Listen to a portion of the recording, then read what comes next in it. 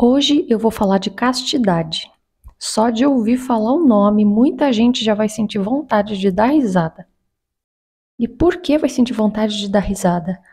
Porque simplesmente não consegue lidar com esse tema, porque está acostumado a falar malícias, palavrões, besteiras, costuma levar esse tipo de assunto só para o lado da imoralidade. Então, quando escuta palavras castidade, já imagina sexo. Tenho aqui essa imagem da Virgem Maria com o menino Jesus do colo.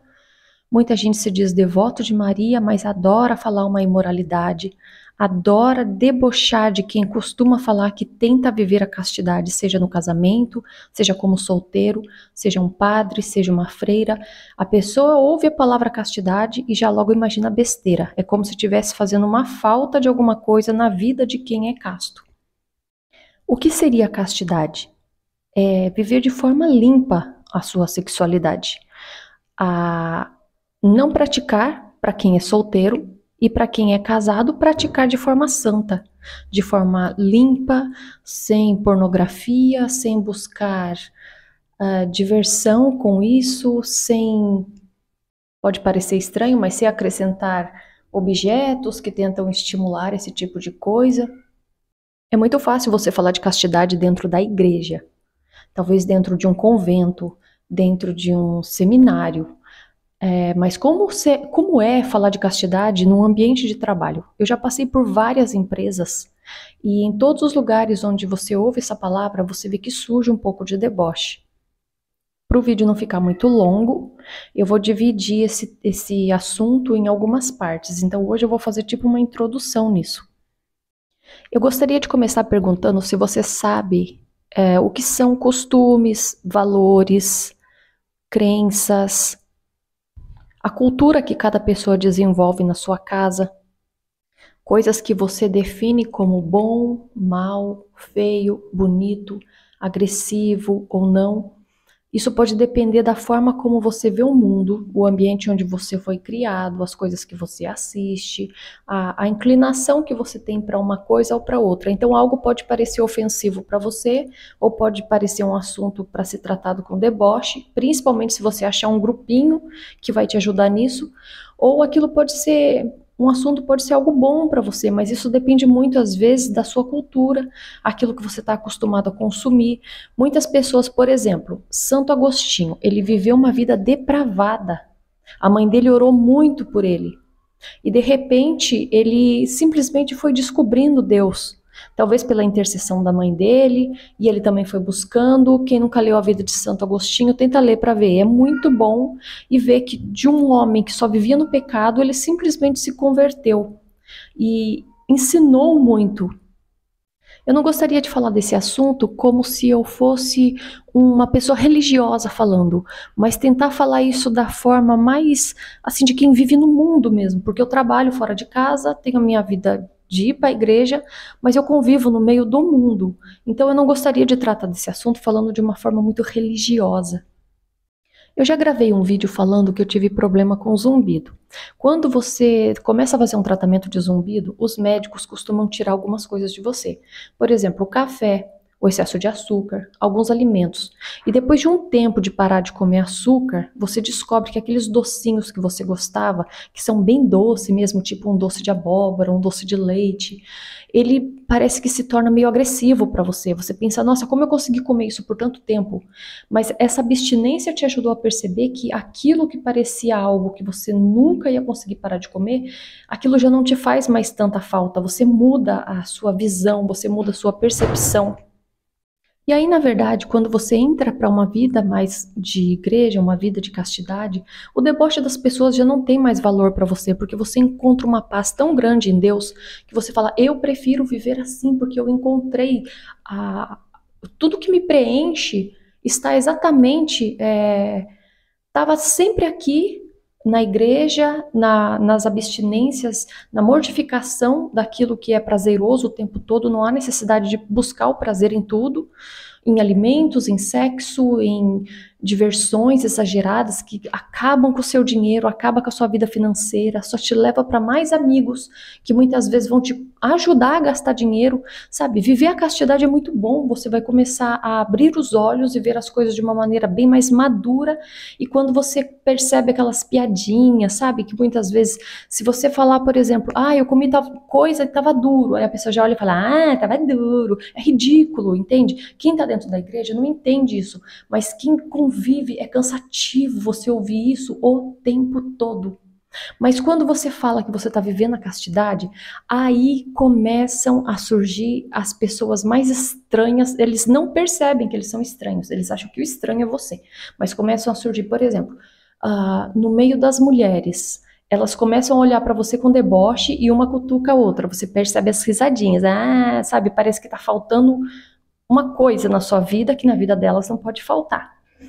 E os homens, muitas vezes eles começam a olhar para você como se estivesse faltando alguém na sua vida. E é ele, entende? Parece que ele se acha ao topo, assim, agora tá faltando alguém. E daí ele começa a andar assim pro seu lado, parece que ele é a chave que falta para sua vida. E sempre, gente, desculpa eu falar assim, tá? Que eu já não sou mais tão jovem também, mas sempre tem aqueles tiozinhos com mais de 70 anos, parece. O homem, coitado, ele não dá valor na comida que a esposa dele faz, que tem a mesma idade que ele não dá valor na roupa que ela lava para ele não dá valor para a mulher que tem em casa. Mas aí ele começa a te olhar diferente no trabalho, ele começa a te olhar diferente num ônibus, ele começa a te olhar. Aonde você tiver, que você tiver contado que vive a castidade, parece que ele agora, nossa, acendeu a chama do vozinho, entende? E aí agora ele começa a te olhar assim meio esquisito. Quando eu falo tiozinho, quem assistiu, quem lembra do Magu, que era um vozinho cego, que tinha um cachorro que guiava ele, vai entender mais ou menos o tipo de pessoas que eu tô falando. Uma vez, quando eu era catequista, tinha um menino e o avô dele ficou viúvo. E aí eu trabalhava numa loja, então eu vinha para casa andando, e um dia ele me encontrou na rua. Tinha 3 meses que aquele homem tinha ficado viúvo, e aí um dia ele me parou na rua para me perguntar se eu queria tomar um café. Mas era assim, era uma cara muito de senhorzinho que tá interessado. E eu tava com um anel no dedo, e era só um anel. E aí eu fiquei tão sem graça, eu não sabia o que falar para ele. Eu falei assim, eu não posso. Aí eu mostrei o anel, aí ele ficou todo vermelho, falou, você tá noiva. Aí eu falei, tô noiva. Gente, não pode mentir. Mas eu não sabia o que fazer. Eu não sabia se eu xingava, se eu reclamava, se eu olhava para ele e falava, poxa, eu sou catequista do seu neto, a sua senhorinha nem, desculpa eu falar assim, mas nem dissolveu ainda. E o vozinho veio me chamar para tomar um café.